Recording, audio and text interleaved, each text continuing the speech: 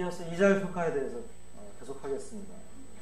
이자율 평가는 국가 간의 자본이동이 자유로울 때, 국가 간에 돈을 빌려주거나 빌리거나 이와 같은 이제 거래가 자유로울 때 두 국가의 이자율을 연결시켜주는 그런 조건인데, 뭐 일반적으로는 이제 이자율이 같아져야 되는데 이것이 서로 다른 화폐로 이제 사용하기 때문에 이자율이 같아진다는 의미가 같은 화폐로 환산했을 때 이자율이 같아진다는 의미가. 그래서 같은 화폐로 환산하는 방법은 예를 들어서 달러 표시 이자율이 있다 그러면은 이걸 이제 원화로 환산한다 그러면 원달러 환율을 이용해 가지고 환차익률을 여기다가 얹어주면 이제 원화로 환산된 이자율이 되는데, 이럴 경우에 이제 투자 시점에 미래의 환율을 모르기 때문에 미래의 환율을 확실하게 환영을 제거하고 확실하게 고정시키는 방법이 선물한 계약을 하면 된다. 그래서 선물한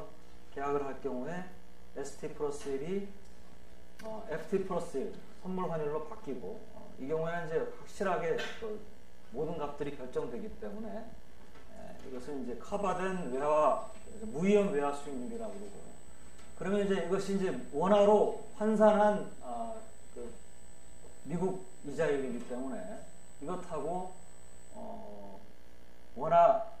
원화로 우리가 표시된 이자율하고 같아져야 된다라고 하는 조건이 바로 이 조건이 되겠습니다.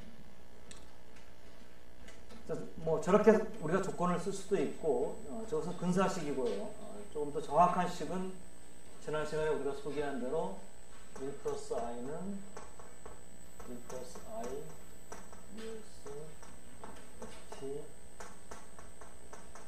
FT 플러스, 이게 이제 더 정확한 무위험 이자율 평가식이라고 했습니다.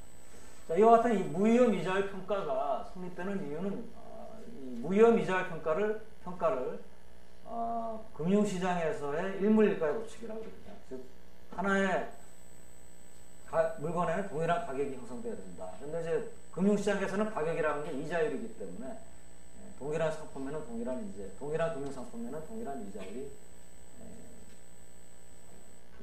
매겨져야 한다. 뭐 이런 얘기고요. 무위험 이자율 평가가 성립되는 이유는 아비트라지죠. 동일한 물건인데 가격이 서로 다르면은 그 사실을 아는 사람이 싼 데서 사가지고 비싼 데서 팔아가지고 그래가지고 이익을 거둘 수 있는데, 이것은 위험을 부담하지 않고 이익을 거두는 것이기 때문에 무위험 재정 차익, 우리가 재정 차익 또는 무위험 차익 이렇게 부르는데, 이 무위험 차익은 위험이 없기 때문에 뭐 규모를 상당히 크게 해도 되죠. 그래서 이와 같이 무위험으로 재정 거래를 하는 그런 이제 행위가 있고, 이와 같은 행위 때문에 결국 서로 달랐던 가격이 같아지게 된다. 이것이 이제 금융상품도 마찬가지라는 얘기죠. 가격이 이자율로 바뀐다 뿐이고, 근데 이제 지난 시간에 봤듯이 이제 만약에 이것이 서로 다르다. 이쪽이 만약에 예를 들어서 이쪽이 더 크다 라고 하면은 재정거래 또는 무위험 차익거래의 기회가 존재하고, 그 무위험 차익거래의 기회를 이용해서 돈을 버는 방법은 이자율이 낮은 쪽에서 자금을 조달해서 이 이자율로 이자율이 높은 쪽에다가 투자를 하는데, 그 과정에서 이제 이와 같은 재정거래를 하는 과정에서 사람들이 이쪽에서 차익을 하다 보니까 이자율이 올라가고, 이쪽으로 투자를 하려면 일단은 원화를 달러로 바꿔야 되는데 달러를 바꾸는 과정에서 달러 가치가 올라가고, 그 다음에 달러와 표시로 된 금융상품에 투자를 하는 과정에서 이쪽에서 이자율이 떨어지고, 이것은 뭐 많이 떨어지진 않을 거예요. 우리나라에서 달러 시장은 굉장히 큰 시장이니까. 그 다음에 이와 같은 무위험 차익 거래를 하기 위해서는 선물 거래뿐만 아니고, 현물 거래뿐만 아니고 선물 거래까지 해야 되는데, 선물에서는 달러를 팔고 원화를 사는 거래죠. 그러니까 그 같은 거래를 하는 동안에 그 같은 수요가 선물 환율을 떨어뜨리게 됩니다. 원화 가치를 높이게 되겠죠. 이와 같은 그 화살표의 방향이 전부 다 뭡니까? 두 좌우 양변의 차이를 줄여주는 역할을 하죠. 그래서 아이디얼하게는 이상적으로는 뭡니까? 차이가 완전히 없어져야지 이와 같은 거래가 더 이상 이루어지지 않게 된다라는 것이고, 이제 여기서 봤듯이 무위험 이자율 평가를 성립하게 하는 것은 이와 같은 차익 거래이기 때문에 이 차익 거래가 잘 일어나지 않으면은 결국 무위험 이자율 평가가 성립되지 않겠습니다. 그러니까 차익 거래가 잘 이루어질 수 없는 경우는 첫째는 두 나라 사이에 또는 어떤 한 나라가 대외 금융 거래를 제약을 한다. 근데 자본 이동에 대해서 자유롭게 허용하는 게 아니고 무슨 제약을 한다든지 통제를 한다든지 뭐 세금을 매긴다든지 뭐 이러면은 차익 거래가 잘 안 일어나겠죠. 둘째는 두 나라 간의 금융 거래가 자유롭게 일어날 수 있는데 뭡니까? 이쪽에서 저쪽으로 차익 거래를 하는 과정에서 비용이 발생한다. 라고 한다면 그 비용이 만약에 많이 발생한다라고 하면은 두 이자율 차이가 어느 정도 벌어지더라도 그걸 이용해가지고 돈을 벌기 위한 재정거래를 했더니 내가 금리 차에서 버는 돈보다 재정거래 비용이 더 많이 든다. 그러면은 더 이상 재정거래를 하는 것이 유리하지가 않죠. 재정거래를 못하게 되고 차이가 벌어진 상태에서 유지가 될 겁니다. 근데 실제로 현실에 있어서 이와 같은 재정거래를 할 때 그 코스트가 발생을 해요. 코스트를 무시할 수 없어요. 그 코스트는 어디서 나오냐 하면 우선 내가 자금을 이쪽에서 이쪽으로 투자를 하려면 자금을 조달해야 되죠. 원화로. 그래서 원화 자금 조달 금리하고 실제로 원화로 그러니까 여러분들이 생각하세요. 여러분들이 뭐 1억 원을 자금을 조달해야 된다고 생각할 경우하고 여러분들이 가지고 있는 1억 원을 어디다가 투자를 하는 경우, 빌려주는 경우를 생각해 보세요. 또 여러분들하고 비슷한 신용도를 가진 다른 차입자, 그러니까 여러분들보다 뭐 신용이 낮은 차입자한테는 더 높은 금리를 빌려줄 수 있겠지만 비슷한 신용도를 가진 차입자에게 여러분들이 돈을 빌려주고 빌린 돈을 빌려준다. 그러면은 대개의 경우 뭡니까? 여러분들이 돈을 빌릴 때 더 금리가 높기 마련입니다. 대개 자금을 조달할 때 금리가 자금을 운용할 때 금리보다도 되게 높기 마련입니다. 그 이유는 왜 그렇습니까? 대부분의 경우 여러분들이 돈을 은행이나 같은 금융기관에서 빌리는데 은행이라고 하는 데가 뭡니까? 낮은 금리로 자금을 조달해서 높은 금리로 빌려줘야지 돈을 벌 수 있으니까 여러분들에게 빌려주는 금리는 되게 금리가 좀 높아지겠죠. 그러니까 우리가 자금을 빌리는 금리도 코스트가 있고 그 다음에 또 뭡니까? 현물환 거래를 하는 것도 코스트가 있죠. 그죠? 현물환 거래를 하는 것도 우리가 보통 현물환 거래를 할 때 은행과 같은 외환 딜러하고 거래를 하게 되는데 딜러는 뭡니까? 수수료를 따로 받지 않는 대신에 우리한테서 달러를 살 때 싸게 사주고 달러를 팔 때 비싸게 팔므로써 그 차익으로서 자기네 코스트를 그러니까 돈을 버는 그럼 그것은 현물뿐만 아니고 선물도 마찬가지거든요. 전부 다 비용이 발생합니다. 비용이 뭐 정도에 따라서 좀 또 여러분들이 크게 거래를 하는 그런 이제 고객이다 그러면 은행이 여러분들에게 유리한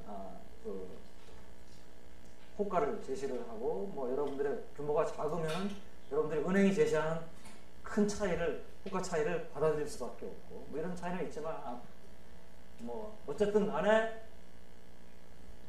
비용은 발생하고 따라서 현실에 있어서는 무위험 이자율 평가가 정확하게 이퀄리티로 성립되는 경우는 극히 드물다는 것이죠.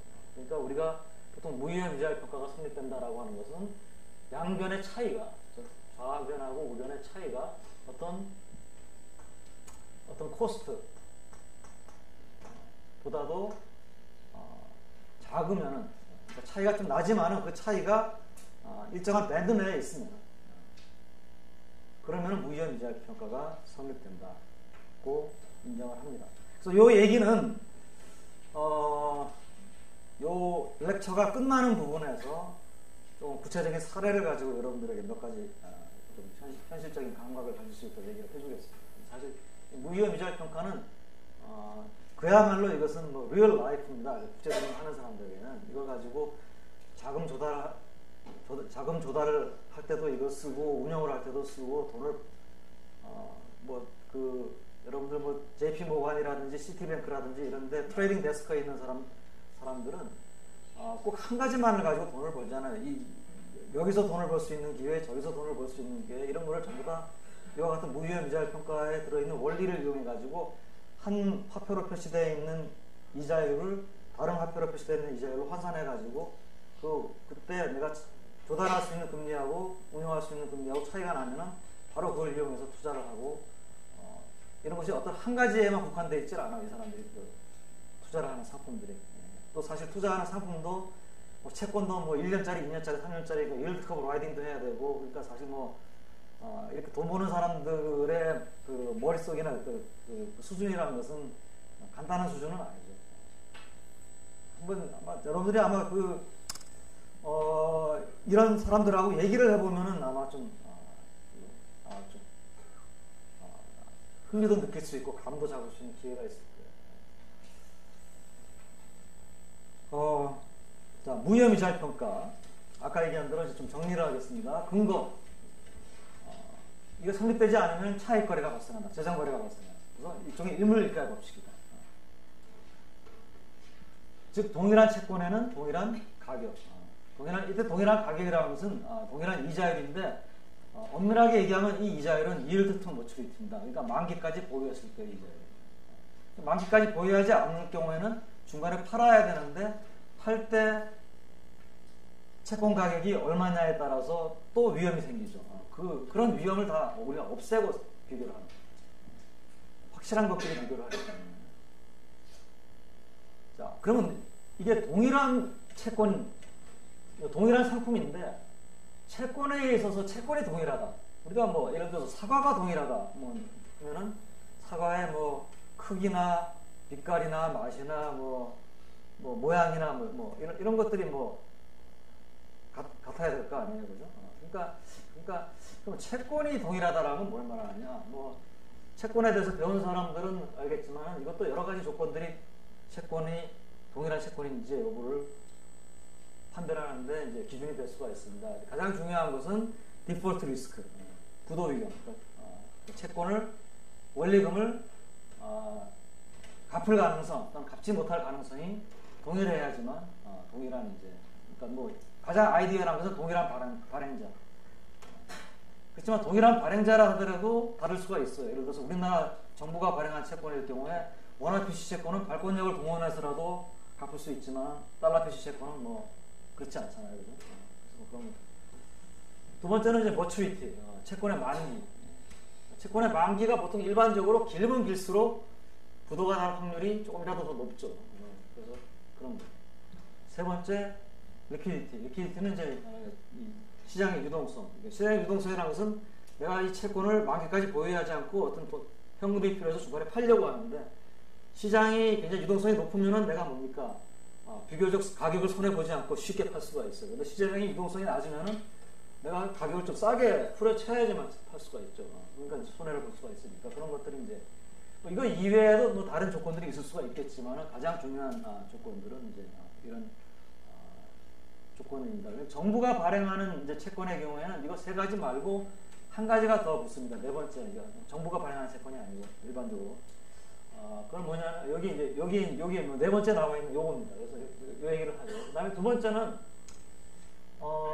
동일한 채권에 대한 얘기고요. 두 번째는 이제 차익거래에 대한 제약이 없을 것인데요. 이 제약은 이제 아까 얘기한 대로 제도적인 제약. 제도적인 제약이 있으면은 차익거래를 못하죠, 아예. 두 번째, 거래비용. 거래비용은 이제 이건 차익거래에 대한 제약이라기보다는 뭡니까? 거래비용이 높으면은, 웬만큼 금리차가 나지 않으면 차익거래를 이용해가지고 돈을 벌 수가 없으니까. 그러니까 일종의 이제 제한 요건이 될 수가 있죠. 거래비용이 커지면. 세 번째, 이제 정치적 위험입니다. 정치적 위험은 요거를 여기다 넣을 수도 있고 여기다 넣을 수도 있는데, 정치적 위험은 뭐냐면,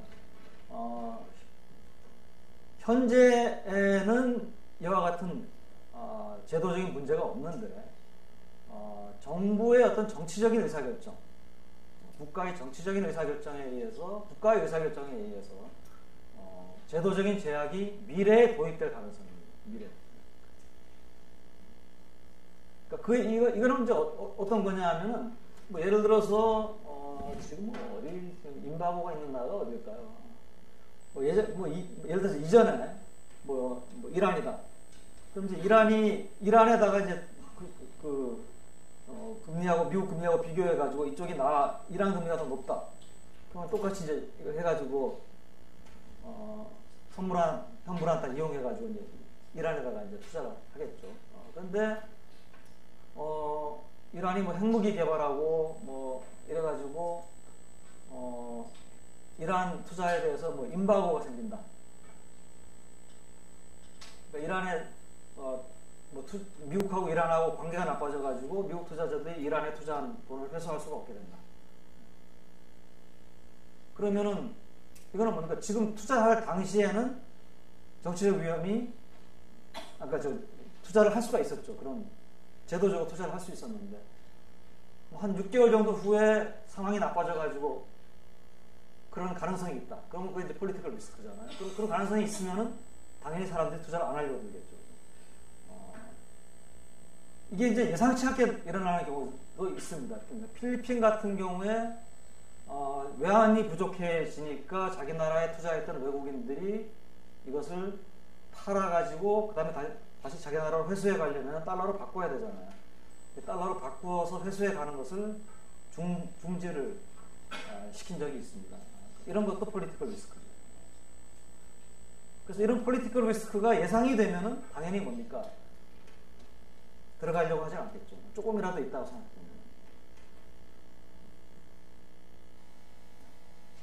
실제 이제 이 성립이 안 되는 경우에, 즉 무역 이자율 평가가 성립 안 되는 경우에 있었던 일에 대해서 이제 좀 우리나라의 사례를 가지고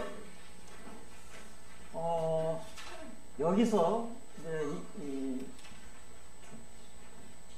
I하고 I스타는 이자율인데요. 이자율로 사용한 것은 3개월짜리 금리를 썼습니다. 그러니까 우리나라 국내 금리는 3개월 만기 CD는 이제 Certificate of Deposit이라고 해서 이제 은행이 발행하는 정기예금 증서죠. 양도성이 있을 수도 있고 뭐 없을 수도 있고. 그 다음에 아이스타는 3개월 만기 달러 리버를 썼습니다. 그래서 이제 이거는 원화금리, 달러금리예요. 그 다음에 스왑 레이트라고 하는 것은 이 오른쪽에 이 부분이죠. S분의 F-S 이게 스왑 레이트죠. 왼쪽 위에 첫 번째 줄은 I 빼기 아이스타로 이자율 평가가 성립된다면 두 개가 같아져야 되겠죠. 그죠? 실제로 이 2007년, 2008년, 2009년 1분기, 1, 4분기 그 쿼터에 평균값을 집어넣어가지고 이것을 한번 계산을 해봤습니다. 그랬더니 2007년 1분기 경우 예를 들면은 I 빼기 I스타는 마이너스 0.42.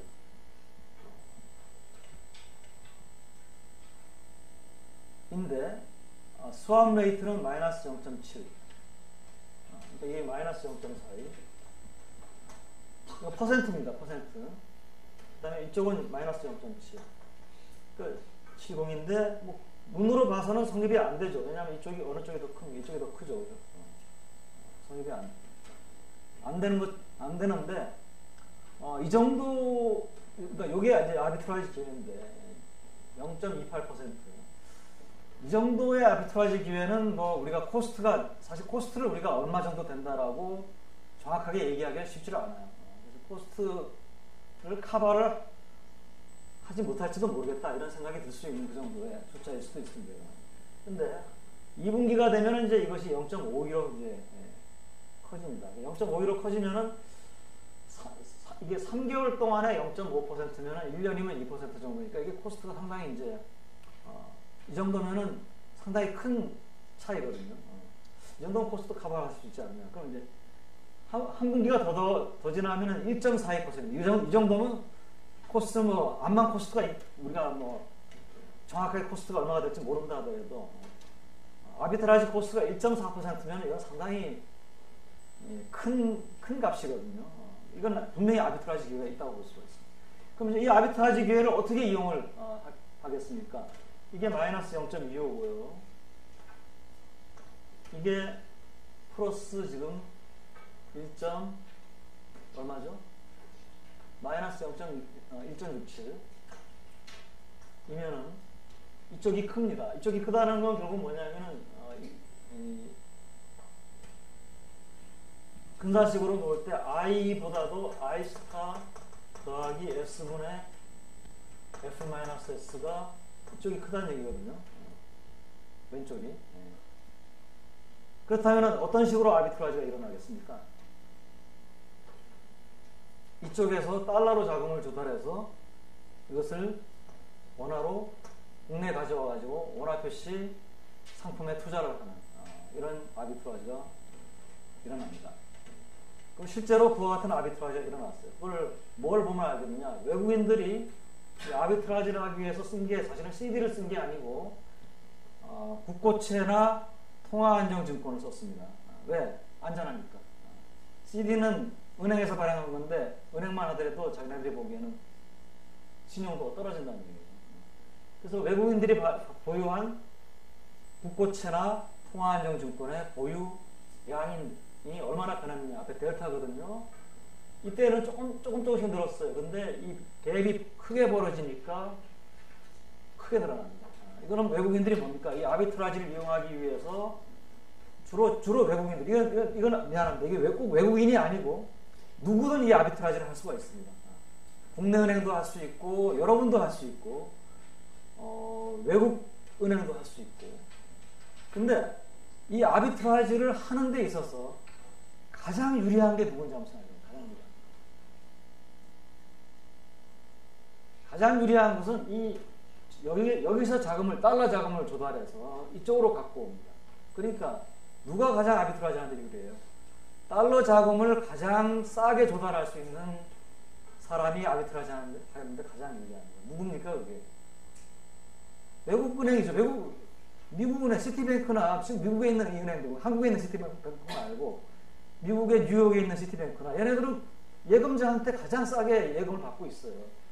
생각해요. 걔네들 우리나라 은행이 암만 달러 예금을 받는다 할 때 우리나라 은행에다가 예금하는 것보다는 이 사람들이 뭡니까? 미국 은행이 자기 나라 은행에 예금하는 게 훨씬 안전하다고 생각하니까 그쪽에 가장 싸게 금리를 주더라도 그쪽에다 예금을 합니다. 그러면 걔네들이 가장 싸게 자금을 조달하니까 이것도 일종의 사슬이, 그러니까 패킹 오더가 있는 거예요. 가장 싸게 조달할 수 있는 애들이 가장 스프레드가 가장 이 차이가 작을 때 들어와가지고 차익을 먹는 거예요.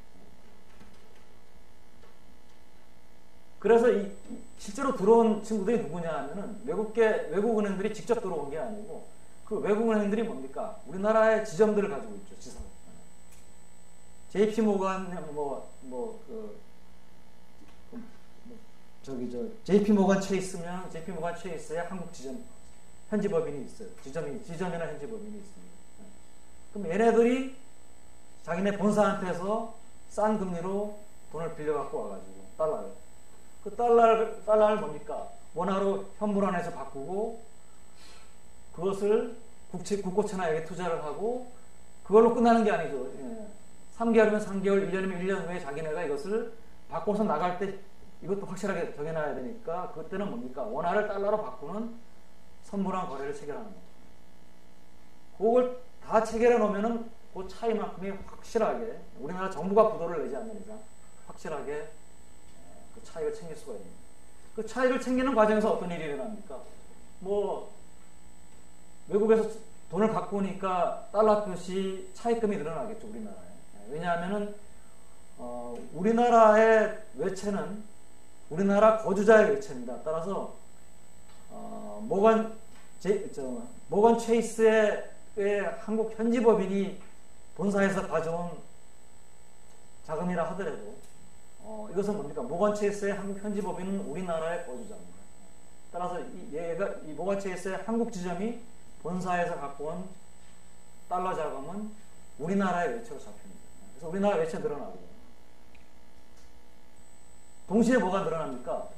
모건 체이스가 이제 이쪽에 투자한 돈들이 늘어나겠죠. 우리나라 국채. 그래서 처음에는 모건 체이스가 투자를 하는데 모건 체이스가 투자한 돈은 사실 포린 홀딩에 잡히질 않죠. 왜냐하면 우리는 국내 거주자이기 때문에. 근데 모건 체이스가 여기에 가담하는 게 아니고 뭡니까? 우리나라의 지점을 가지지 않은 외국에 있는 달러 자금을 싸게 조달할 수 있는 은행도 이걸 가담을 하거든요.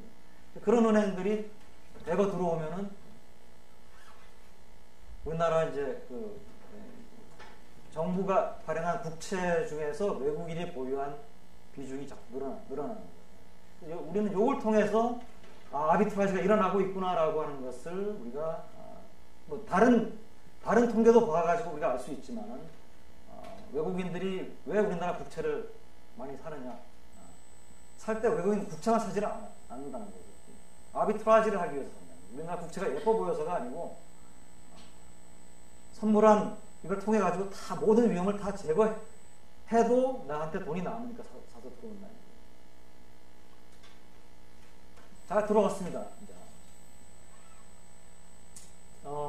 벌어지니까 또 더 많이 들어오고, 벌어지니까 들어오고, 조금 줄어들었으니까 약간 줄어들어서 들어오고, 근데 2008년 3분기에는 더 벌어졌는데 들어오지는 않고 오히려 나갔습니다. 여기까지는 우리가 생각한 게 어느 정도 통하는데, 여기서는 왜 더 벌어졌는데? 자, 4분기는 엄청나게 벌어졌어요. 그런데 나가요. 이거 어떤 일이 일어난 겁니까? 이때 뭐 일어난 걸 여러분들이 알면은 짐작할 수 있죠. 이때 뭡니까? 리만 사태 일어나고, 우리나라가 이제 위험한 나라고. 왜냐면 단기 외채 많고 외채 많으니까. 단기 외채나 외채가 많은 이유는 당연히 뭡니까? 외국인들이 아비트라지하러 들어왔기 때문에 외채가 많은 건데, 근데 그거를 가지고 우리나라가 정말 외채가 많아서 갚을 능력이 떨어진다고 오인을 한 거예요. 그러면 뭡니까? 이 나라가 돈 갚을 능력이 떨어지니까 이제는 뭡니까? 동일한 상품이 안 돼 버리는 거예요. 우리나라 국채는 부도가 날 위험이 높은 그런 국채가 되거든요. 이때는 굉장히 우량한 채권으로 봤는데, 리만 사태 나고 난 다음에 국제금융시장에서 신용정책이 생기고 뭐 달러 자금 조달이 잘 안 되고, 한국은 가지고 있는 외환보유고 있다고는 하지만 외채도 상당히 많고 이러니까 저 위험한 나라다. 위험한 나라라는 게 뭡니까? 디폴트 리스크가 높은 나라죠. 그러면 더 이상 동일한 상품이 아니에요. 무위험이자의 평가는 동일한 상품 간에 성립이 된다는 건데, 미국 정부가 발행한 국채하고 한국 정부가 발행한 국채하고가 동일한 상품이 아니라는 얘기죠. 그래서 그와 같은 이제 문제 때문에 벌어졌는데도 오히려 돈이 빠져나가는 현상이 발생하는 그런 문제. 뭐 이게 이제 2009년 들어와서 좀 진정이 되면서 다시 이제 벌어져 있는 상태에서 들어오기 시작합니다. 뭐 기왕에 이 표를 봤기 때문에 한마디만 더 더하자면은 이때 왜 이렇게 벌어졌습니까?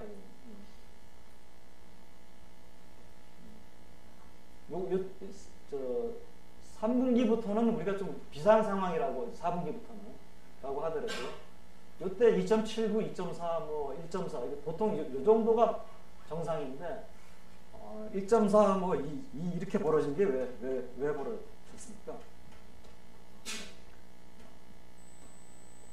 이것도 이제 뭐 그때 글로벌 위기 바로 전에 우리나라 상황을 여러분들이 아는 사람들은 알겠지만 뭡니까? 수출업체 때문에 그렇죠. 수출업체 중에서 특히 조선사. 조선사가 장사가 잘 됐어요. 장사가 잘 됐는데 조선사는 뭡니까? 계약을 하고 물건을 만들어서 납품할 때까지 시간이 오래 걸리니까 선금, 중도금을 중간에 여러 번 받습니다. 그러니까 완전히 완성해서 납품하기 전에 이미 이제 돈을 받아요. 뭐 그런 것도 있고. 그렇지만 이제 가장 큰 돈은 언제 완성해서 납품하면 들어오죠. 그러니까 그래서 일단 이제 수주를 하게 되면은 계약을 하고 뭐 그러면 계약 시점부터 돈은 이제 이렇게 들어옵니다. 근데 이 조선사가 선박을 수주할 때 이제 달러로 수주를 하는데, 수주할 때 당시에는 이제 뭡니까? 요 정도 달러로 돈을 받고 환율이 이 정도에 있으면은 내가 어느 정도 돈이 남을 것이다 라고 하는 걸 계산해서 수주를 하겠죠. 근데 문제는 돈이 이때 들어오는 게 아니고 중도금, 뭐 잔금 해가지고 여러 번 나눠서 미래에 들어오거든요. 그러면 이 당시에 내가 예상했던 환율로는 내가 돈을 벌 수 있는 그런 계약인데 실제로 시간의 흐름에 따라서 원화 가치가 올라간다는 것은 환율이 떨어진다는 얘기죠. 그러면 어떻게 됩니까? 똑같은 달러로 받은 돈이 원화로 환산했을 때 금액이 줄어들게 되죠. 그러면 손해를 볼 수도 있어요. 그 조선사들이 그렇게 마진을 많이 남기고 그 계약을 따던 때가 아니기 때문에 그래서 뭡니까? 조선사들이 계약이 딱 이루어지면은 선물환율 시장을 봐요. 선물환 시장에서 선물 환율들이 어느 정도 이 환율에 내가 고정을 시키더라도 이 들어오는 돈을 내가 돈이 조금이라도 남는다, 이게 남는다 라는 게 보이면은 바로 선물환으로 계약을 거기다 해버립니다. 거래를. 그러면 그 선물 거래가 뭡니까? 달러를 파는 거래입니까? 달러를 사는 거래입니까? 조선사들이 지금 해야 되는 선물 거래가 미래에 들어오는 달러를 파는 거래죠. 달러를 팔면은 선물 환율은 어떻게 되겠습니까? 달러 가치가 떨어지고 원화 가치는 올라가는, FA 값이 올라갑니다.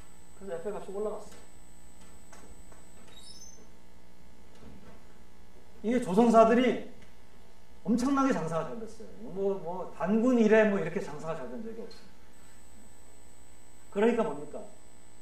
엄청나게 들어오는 수주 계약을 다 해지를 해야 되죠. 그러니까 달러를 선물하셔서 달러를 팔겠다는 수요가 엄청나게 큽니다. 그러니까 F는 뭡니까? 올라가고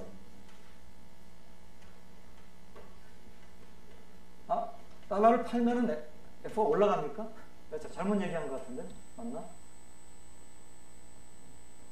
달러를 팔면 F가 떨어져야 되죠. 그죠? 외화의 가격이. 내가 좀 반대 방향으로 얘기한 것 같은데 반응이 이상하게 좀 납니다.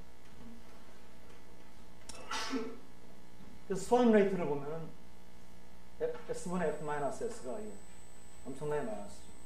마이너스가 선물환에 비해서 선물환이 계속 이거를 눌린다는 표현을 쓰더라고요. 외환 이제 시장의 그 전문가들이.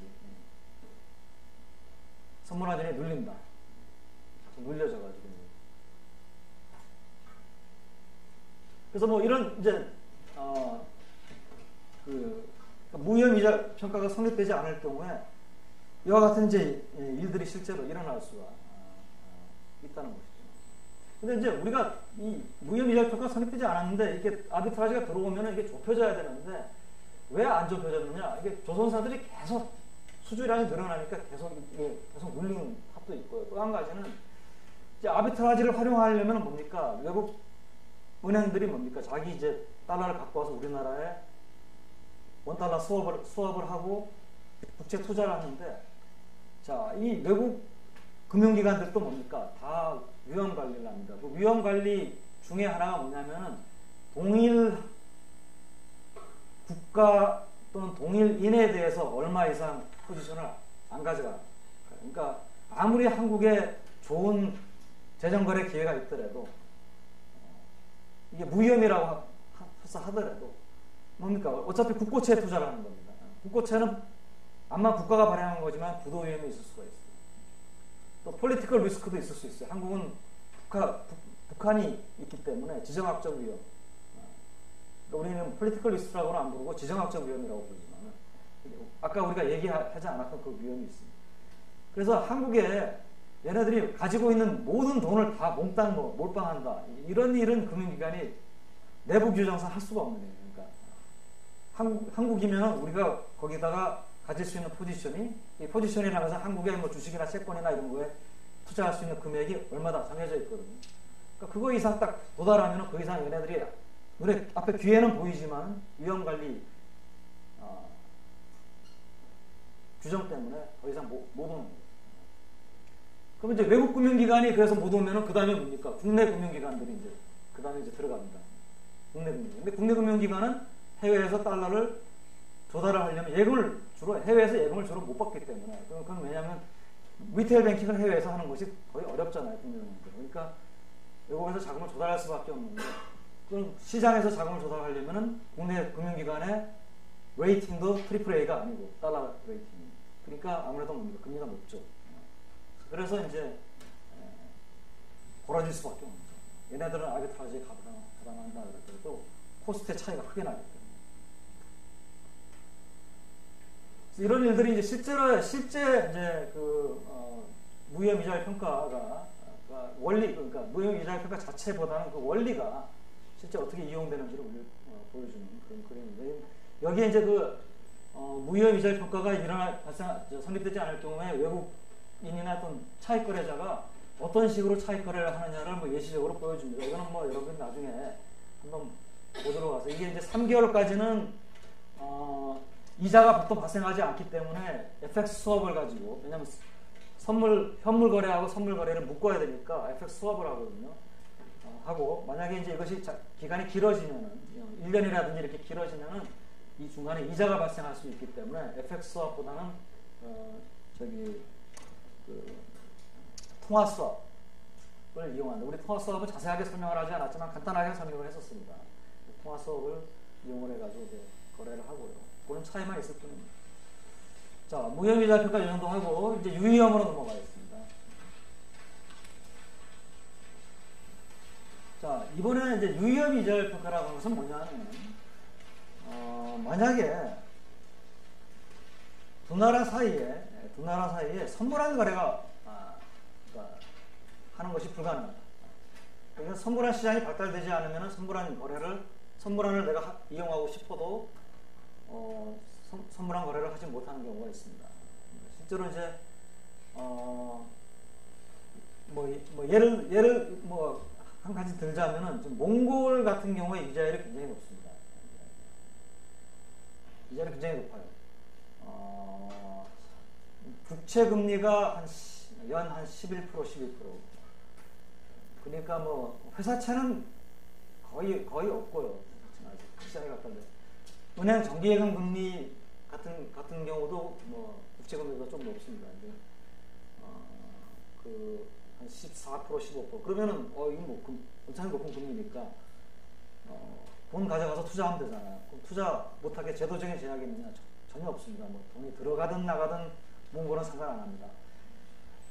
여러분들이 돈 갖고 심지어는 원화를 갖고 가서 예금할 수도 있어요. 몽골에서 바꿔줍니다. 몽골 화폐로. 그런데 문제는 뭡니까? 선물환이 없으면은 이게 위험이 있죠. 무슨 위험입니까? 몽골 화폐의 가치가 몽골 화폐는 투구릭인데 투구릭의 가치가 떨어지면은 그러면은 11% 벌어봐야 1년에 11% 벌어봐야 몽골 화폐가 1년 동안에 10% 정도 떨어진다 그러면 1%밖에 못 버는 거죠. 게다가 그러니까 그러면 선물환을 이용해 가지고 이걸 해지를 하고 싶은데 몽골 시장은 아직 선물환 시장이 거의 발달되어 있지 않습니다. 거의 없다고. 자, 그럼 몽골에 투자하려고 하는 사람은 어떻게 할 수 없이 어떻게 해야 됩니까? 우리나라 투자자든 미국 투자자든 누구든 뭡니까? 선물환 거래하지 못하고 투자를 합니다. 그러면 투자 안 할 거냐? 선물환 못 쓰니까. 그게 아니고 나는 위험을 부담하고 투자를 하겠다. 그러니까 예를 들어서 내 조달 금리가 2%다. 그러면은 몽골 화폐의 가치가 1년 동안에 이자율이 11%라면 몽골은 9% 이상 가치가 하락하지만 않으면 내가 돈을 벌 수 있는 거 아니에요.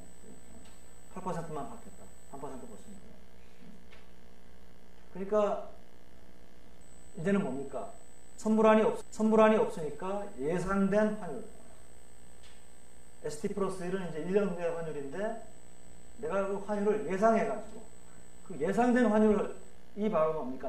나의 투자 수익입니다. 원화로 환산한. 그런데 이 예상된 환율을 이용해가지고 원화로 환산한 투자 수익률은 뭡니까? 이것은 위험이 존재하죠. 환율이 예상된 환율하고 달라지면은 이것은 수익률이 실제로 내가 예상했다는 거고 달라질 수가 있잖아요. 우리가 이것이 뭡니까? 정확하게 우리가 위험이라고 부르는 겁니다. 위험이라고 하는 것은 수익률이, 실제 수익률이 내가 예상했던 수익률하고 달라질 수 있는 가능성, 이게 위험입니다. 리스크입니다.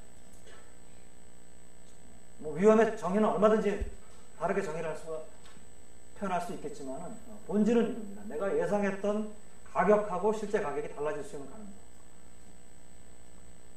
바로 이거죠. 위험입니다. 그래서 이걸 우리가 유의험 해외 투자 수익률이라고 그러고요. 자, 만약에 이제 두 나라 사이에 선물환이 없다. 그러면은 사람들이 그래도 뭡니까? 돈을 벌려고 위험을 부담하고 투자를 하는 사람들이 있겠죠. 이런 사람들에 의해서 뭡니까? 두 나라 이자율이 어느 정도 뭡니까? 관계를 가지겠죠. 아이디얼하게는 뭡니까? 만약에 사람들이 모두 위험 중립적이다. 그러니까 뭐 나는 수익률만 중요하지 뭐 내가 손해를 좀 보거나 이득 보는 거에 대해서는 내가 중립적이다 라고 하면 아이디얼하게는 뭡니까? 무위험 이자율 평가와 마찬가지로 또 뭡니까? 두 나라의 이자율이 같아져야 돼요. 그래서 그걸 우리가 유위험 이자율 평가.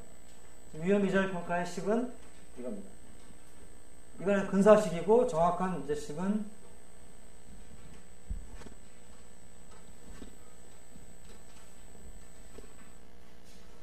U 플러스 I는 U 플러스 I US ST분의 F가 아니고 이제 ST 플러스 1인데 이거는 우리가 내가 값을 사전에 모르기 때문에 예상된 값.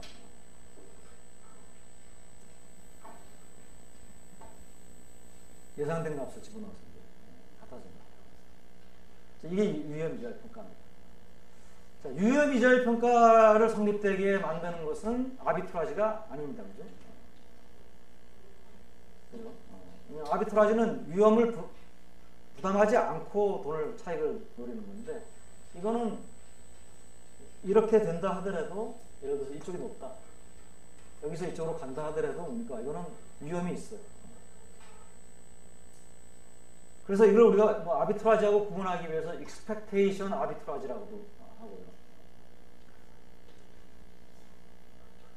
따라서 뭡니까? 우리는 이게 모든 사람들이 위험에 대해서 중립적이면은 이와 같은 식이 성립돼야 되겠지만 사실은 그렇지 않거든요. 사람들이 위험을 싫어하거든요. 그러니까 그런 만큼 뭡니까? 이 두 개가 같아지는 것이 쉽지는 않죠. 무위험 이자율 평가하고 비교해 볼 때 여기에 선물한 시장에 있어서 F가 들어있는 경우하고 이 경우는 뭡니까? 양쪽이 같아질 수 있는 가능성이 훨씬 이건 낮습니다. 갭이 어느 정도 벌어지더라도 메워지기가 어려워요. 그러니까 유위험 이자율 평가는 그거를 무위험 이자율 평가에 비해서 성립되기가 어렵다. 이렇게 표현할 수가 있습니다. 그렇지만 이제 실제로 뭐 우리가 어느 정도는 이제 유위험 이자율 평가가, 그러니까 이 두 나라의 이자율이 유위험 이자율 평가가 제시해주는 그 관계에서 아주 크게 멀어지지는 않습니다. 어느 정도 그래도 두 나라 간에, 왜냐하면 이게 많이 벌어지면은 비록 위험은 있지만은 그걸 이용해가지고 돈을 벌겠다는 투자자들이 들어가거든요. 그렇기 때문에 어느 정도 관계는 가지게 된다. 자, 더구나 이제 이 유위험 이자율 평가하고 무위험 이자율 평가가 서로 어느 정도 관계를 가지는 이유가 바로 여기에 있습니다. 불편성 가설입니다. 불편성 가설이라고 하는 것은 바로 이제 여기에 써 있는 선물 환율이 미래 예상되는 현물 환율 하고 같아진다. 이 표현을 우리가 보통 어떻게 표현하냐면 선물 환율은 미래 현물 환율에 대한 불편 예측치다. 이렇게 표현합니다. 이 얘기 뭐냐면 이거예요. 선물 환율은 당연히 뭡니까?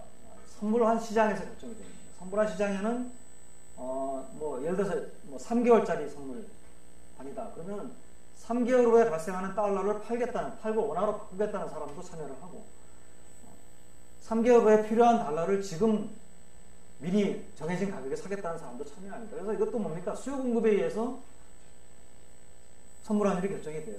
그런데 이 3개월 후에 3개월짜리 선물 환율 시장에 참여하는 달러 공급자나 달러 수요자가 당연히 이제 뭡니까? 내가 수요나 공급을 얼마에 할 것이냐를 결정을 할 때 당연히 뭡니까? 여러 가지 경제 변수들이나 이런 것들을 참고를 하겠죠.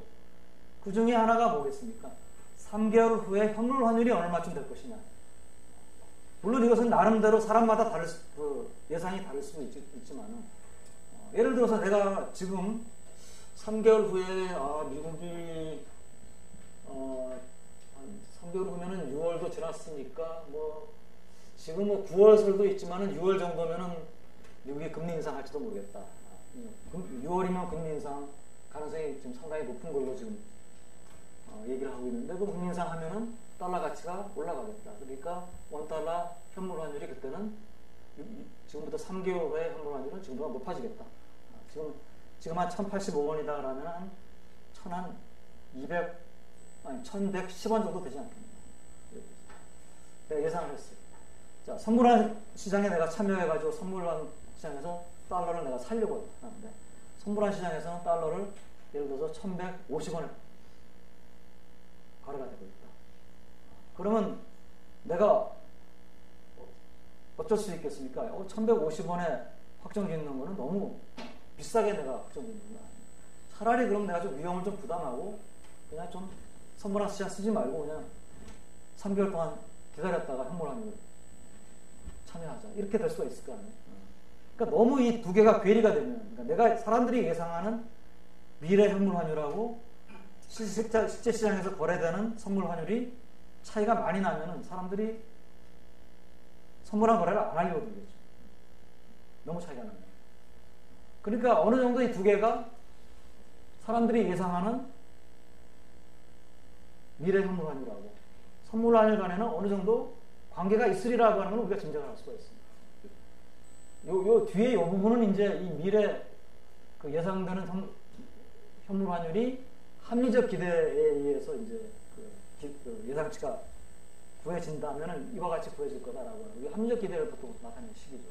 이건 사람들이 기대가 합리적일 수도 있고 합리적이 아닐 수도 있습니다. 그러니까 이거는 넣어도 되고 안 넣어도 되는데 중요한 건 이 부분이죠. 그래서 만약에 사람들이 정말로 자기네들이 예상하는 미래 현물 환율이 중요하다고 생각, 그걸 믿고 중요하고 라고 생각한다면 선물환 시장에서 형성되는 선물 환율이 자기가 예상한 환율하고 조금이라도 차이가 나면은 난 차라리 그냥 기다리겠다. 위험을 부담하고 하겠다. 만약 그렇다면 뭡니까? 두 개가 상당히 근접해질 거예요. 그래서 그와 같은 조건이 바로 불편성 가설입니다. 그러니까 선물 환율이 미래 현물 환율에 대한 불편 예측치다. 자, 이 불편 예측치라고 하는 건 이런 거죠. 사람들이 이제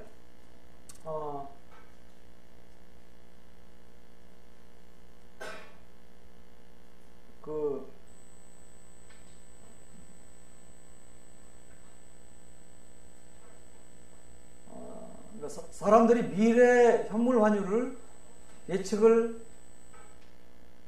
하고 그러니까 미래 현물 그러니까 실제 미래 현물 환율이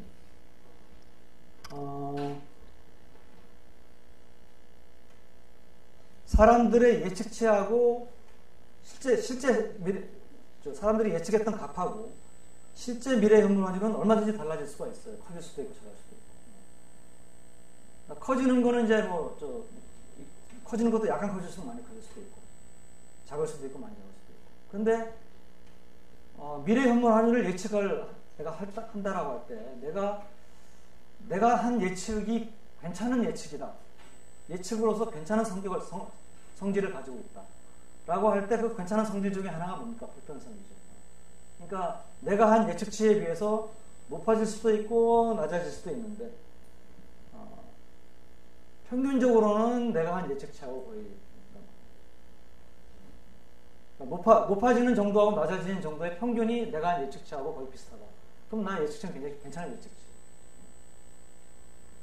근데 내가 미래 환율을 예측하는데 내가 하는 방법으로 그러면 이제 실제로 3개월이 지나면은 실제 값이 내 예측치하고 얼마나 차이가 났는지 알 수가 있잖아요. 내가 하는 방법으로 예측을 했는데 한 20년을 내가 그걸 데이터를 모아보니까 10년을 모으면 한 3개월이니까 40개 모을 수 있잖아요. 40번 중에 38번 정도가 내 예측치는 항상 작았다. 실제 확률보다. 내가 예측했던 확률이. 그러면 뭡니까? 나는 시스템적으로 과소 예측을 하고 있어요. 내 예측 방법이 잘못됐다는 얘기예요. 그죠? 그렇잖아요.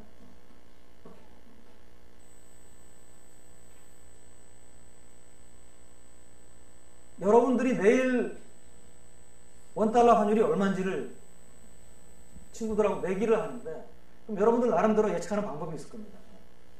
근데 맨날 예측하면은 실제 환율보다 내가 적게 예측이 돼요.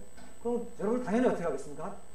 사흘 나흘 정도 해본다 하면은 내 방법을 수정을 해가지고 좀 더 큰 값이 나오도록 예측을 하려고 들 거 아니에요. 그게 체계적 오류를 범하지 않는다는 얘기거든요. 그 체계적 오류를 범하지 않는다는 것이 바로 불편 예측치가. 그러니까 선물 환율을, 그러니까 이 얘기는 뭐냐면 내가 3개월 후에 현물 환율이 얼마가 될 것이냐 예측을 해보자. 할 때 오늘 3개월 후에 만기가 되는 선물환 거래에 형성되는 선물 환율 이 값이 얼마다. 그럼 그 값을 내가 갖고 와가지고 그게 내가 내 예측이다. 또 내일 또 똑같은 거 할 때 내일도 똑같은 방법으로 예측을 하고 모레도 똑같은 방법으로 예측을 해요. 선물 환율 가지고. 그랬을 때 어떨 때는 내가 너무 적게 예측이 될 수도 있고 어떨 때는 많이 예측이 될 수도 있지만 평균적으로는 내 예측 오차의 값이 제로에 가깝다. 즉 많이 예측되는 거하고 적게 예측되는 게 평균적으로 제로. 그러면 내 예측 방법은 좋은 방법이에요. 이걸 불편 예측치라고. 그러니까 선물 환율이 미래 현물 환율의 불편 예측치다라고 한다는 것은 여러분들이 3개월 후에 환율을 예측한다라고 할 때 선물 환율을 갖고 와가지고 이걸 내가 오늘의 선물 환율이 3개월 후에 내 현물 환율에 대한 예측치다라고 제시를 했을 때 어떨 때는 과소 예측 오류를 하고 어떨 때는 과다 예측 오류를 하지만은 평균적으로는 예측 오류가 평균적으로는 제로다. 라고 하면은 여러분들은 선물 환율이 미래 현물 환율에 대한 불편 예측치다 이렇게 부를 수가 있다. 과연 그런 이제 성격을 가지고 있느냐라고 합니다. 이 불편 예측치 가설은 많은 사람들이 덤벼들어가지고 검증을 했습니다. 굉장히 많은 사람들이. 그러니까 뭐 여러분들이 뭐 이걸 추가적으로 검증할 필요는 없어요. 그렇지만 추가적으로 검증할 수는 있는 게 데이터는 계속 생기고 있으니까. 새로. 추가적인 검증거리는 있죠. 했는데 뭐 많은 경우에 이것은 성립이 안 됩니다. 불편 예측치 가설 기각됩니다. 기각된다는 의미는 아니죠. 이게 null hypothesis고 null hypothesis가 기각이 됩니다. 자료 통계적으로. 그래서 이제 대개 왜 기각이 되느냐라고 할 때 그 해석이 두 가지가 있는데요. 하나는 뭐냐면 시장이 합리적이 아니어서 시장이 비합리적이면 성립이 안 되는데 그것을 학자들은 믿고 싶어 하지 않습니다. 시장이 비합리적. 시장이 합리적이라도 성립되지 않을 수 있는 이유는 바로 뭡니까? 이게 이쪽은 뭡니까? 위험이 없는 거고 이쪽은 위험이 있는 거잖아요. 또 사람들은 뭡니까? 시장 참여자들은 위험에 대한 태도가 있습니다. 그 태도가 되게 어떤 방향입니까? 위험을 기피하는 태도죠. 그러니까 선물 환율은 위험이 없는 선물 환율에는 위험이 있는 현물 환율에 위험에 대한 프리미엄이 어느 정도 위험을 왜냐면 내가 선물환을 이용한다라고 하는 것은 거래 상대방은 뭡니까? 내 위험을 제거시켜주는 거거든요. 그 위험은 내 위험을 사주는 그 프리미엄이 붙는다는 거죠. 그 프리미엄만큼 두 개가 차이가 있을 수 있다는 것이고 문제는 이 프리미엄이 항상 동일한 값을 가지지 않는다는 거죠. 왜냐하면 시장이 변동성이 높아지면 프리미엄이 높아지고 변동성이 떨어지면 프리미엄이 떨어질 거고 그렇기 때문에 이 두 개가 항상 일정한 관계를 가지지 않는다. 그래서 프리미엄만큼 이 프리미엄이 존재하고 이것이 변동하기 때문에 불편성 가설이 성립 안 된다. 이렇게 이제 해석하는 것이 학자들의 해석입니다. 마지막으로 이제 실질 이자율 평가입니다. 우리가 이자율 평가를 무위험 이자율 평가, 유위험 이자율 평가를 배웠는데 실질 이자율. 실질 이자율 평가는 이것은 단위가 화폐 단위가 아닙니다. 물건 단위죠. 물건 단위니까 같은 물건이라면은 같은 이자율이니까 이자율이 같아져야 되죠. 그러니까 실질 이자율은 미국의 실질 이자율하고 한국의 실질 이자율이 같아져야 된다라고 하는 게 실질 이자율 평가입니다. 그걸 환산을 할 필요가 없어요. 실질 이자율은 뭡니까? 물건 단위로. 그 같은 물건 단위로 계산한 실질 이자율은 당연히 같아져야 될 거 아니에요. 같은 물건 단위라고 하는 것은 뭐 좀 우스갯소리로 짜장면 10개를 빌려줘가지고 내가 1년 후에 짜장면 11개를 받는다. 그럼 실질 이자율이 10%잖아요.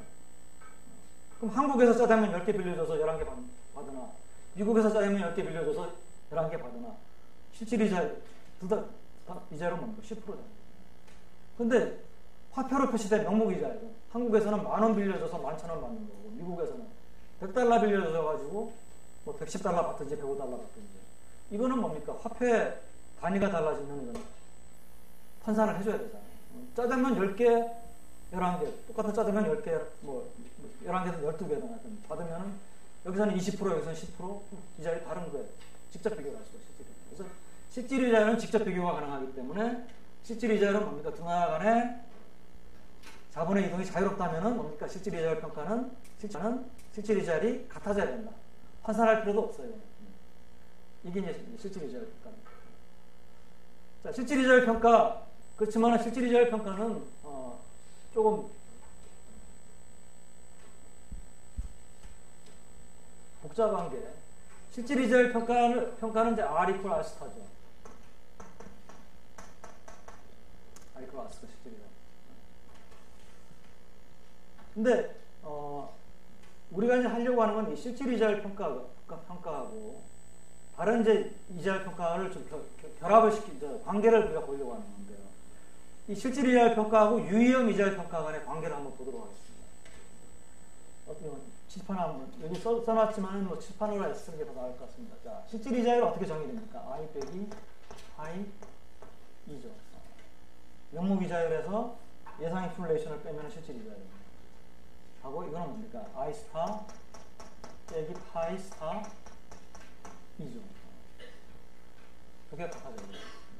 이거는 우리나라의 인플레이션, 물가상승률, 미국의 물가상승률, 미국의 달러로 표시된 이자율, 원화로 표시된 이자율. 명목 이자율.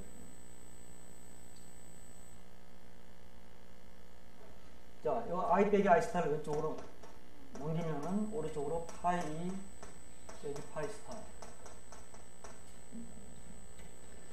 이것만 봐가지고는 구매력 평가하고 어떻게 관계가 잘 안 되는, 성립이 안 되는 것 같은데요.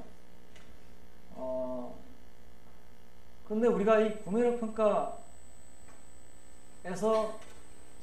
요거 봤잖아요. 어디서 봤습니까? 상대적 구매력 평가. 상대적 구매력 평가가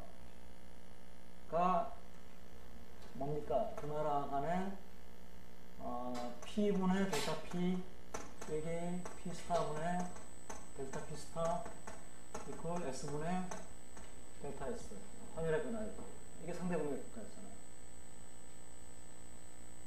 뭐 우리가 쓰는 부호는 좀 다르지만 이게 뭡니까? 파이 빼기 파이 스타 이퀄 ST분의 ST 플러스 1 빼기 ST죠. 델타 S라고 하는 게 이게 상대 구매력 평가가 성립되면 이와 같은 겁니다. 요거는 이제 사후적인 상대 구매력 평가고 사전적으로는 뭡니까? 양쪽의 익스펙테이션들이 S는 지금 값을 아니까 사전적으로는 이와 같은 겁니다.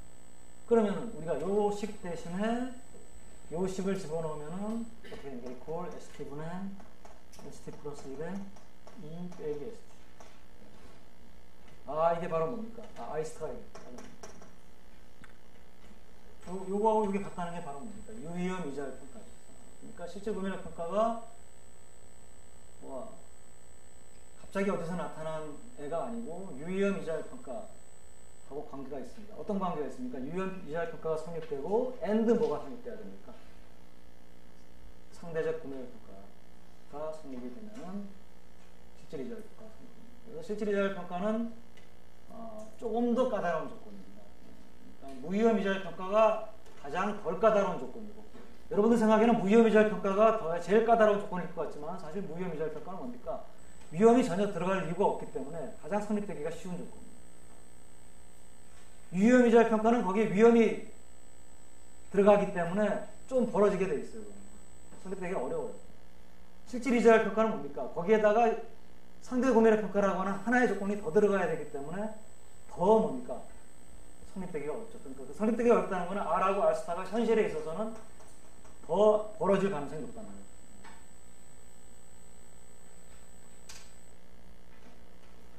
지금까지 배운 것을 책에서 이렇게 정리를 했습니다. 국제 평가 이론의 종합이라고 해가지고.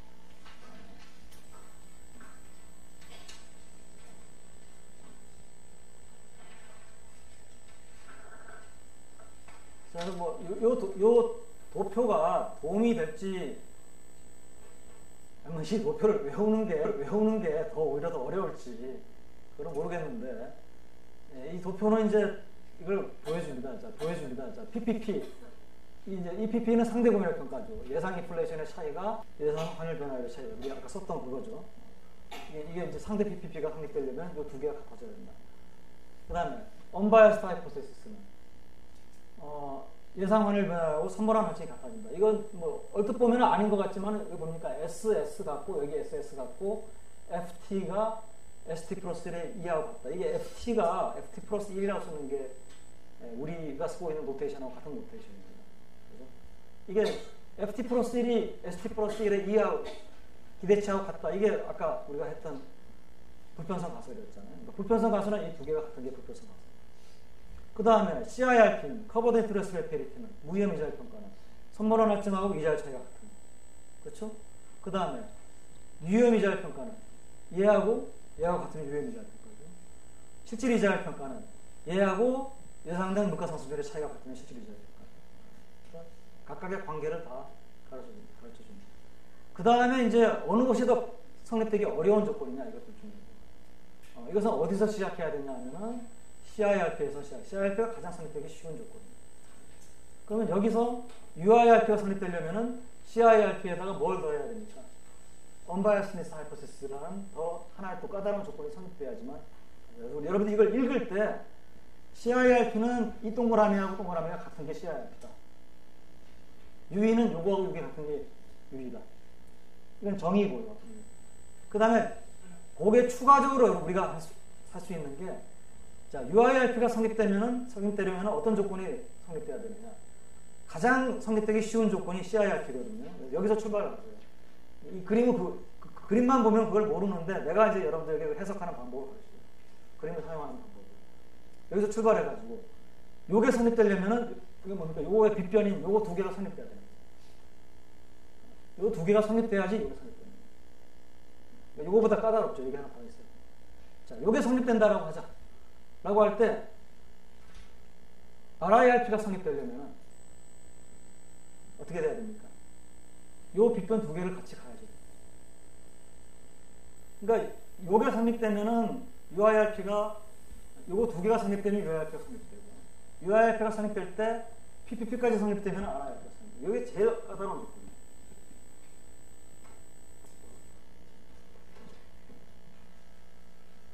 자, 여기까지가 우리가 이자율 평가에 대해서, 그러니까 뭐 지금 무위험, 유위험, 실질, 이 세 가지의 관계를 지워줄 때 unbiasedness hypothesis라고 하는 것이 있었고, 우리가 이미 배웠던 상대 구매력 평가라는 게 관계를 지워주는 거라고 배웠습니다.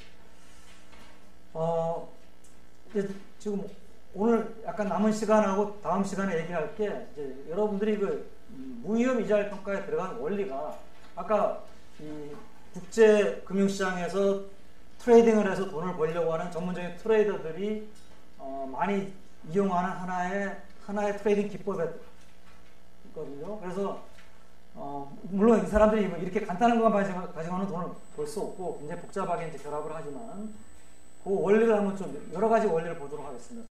자, 1번 문제는 예제입니다, 전부 다. 자, 현재 현물 환율이 달러당 1,000원이고, 그러니까 뭐 이거는 여러분들이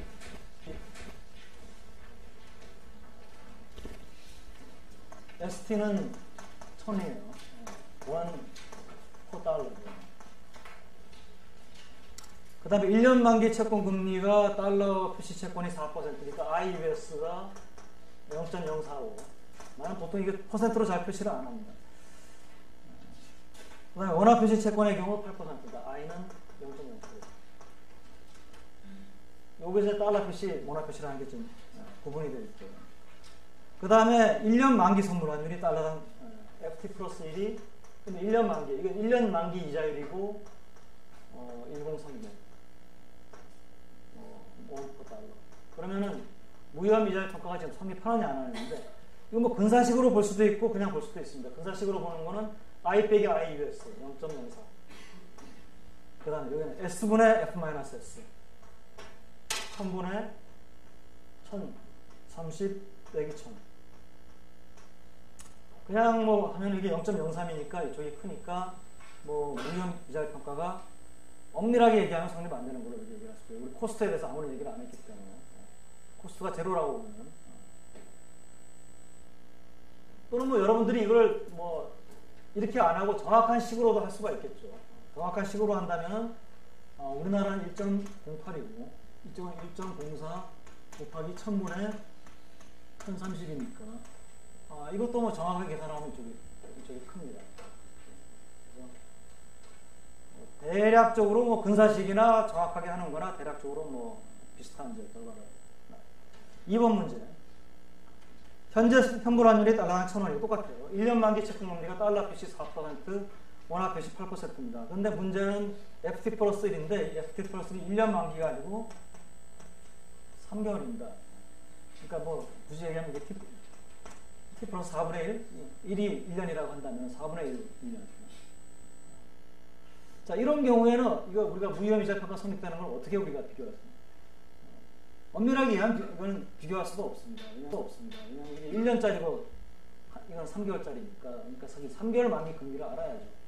근데 굳이 우리가 한다면 뭡니까? 얘를 1년으로 연장하는 거죠. 전환하는 게 차라리 더 조금이라도 나을 거예요. 그러면 3개월짜리를 비교하죠.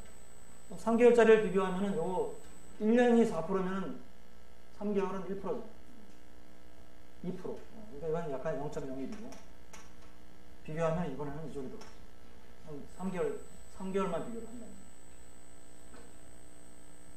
그러니까 이 2번 문제가 우리에게 가르쳐주는 교훈은 뭡니까? 동일한 만기, 이자율의 만기나 또는 뭡니까? 선물안의 만기가 동일해야지만 우리가 따질 수가 있지. 동일하지 않으면 따질 수가 없다는 거예요, 여러분들. 따지려면 동일한 걸 갖고 와가지고 따져야 된다. 동일한 만기. 시간이 많지 않으니까 3번까지만. 3번은 이제 현재 현물 환율이 달러당 110엔입니다. 이때까지 우리가 이 예제를 $1만 가지고 했기 때문에 굉장히 $1는 익숙해 있는데, 만약에 다른 거라고 해봅시다. 이건 뭐냐면 뭐죠? 현물 환율이 달러당 110엔. ST는 110엔인데 yen 프로 달러입니다. 그 다음에 1년 만기 채권 금리가 달러는 4%, 엔화는 1%, 0.01입니다. 그리고 선물 환율이 1년 만기인데 달러당 100엔이다. FT 플러스 1이 100엔 달러.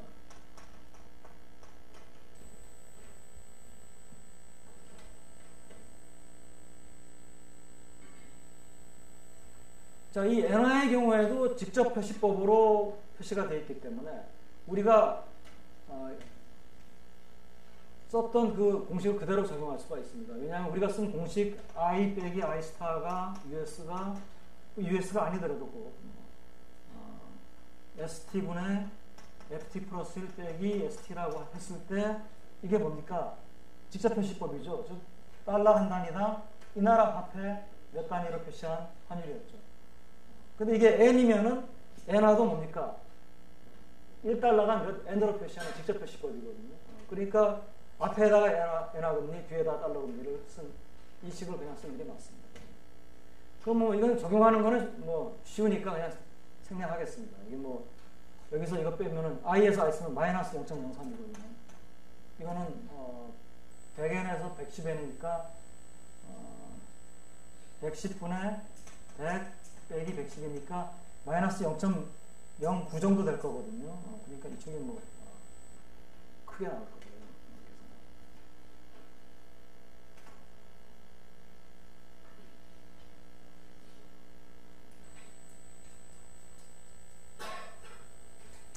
자, 오늘 여기까지만 하고 다음 시간에 4, 5, 6, 7 4개를 좀 얘기를 하고 그 다음에 진도를 나가겠습니다.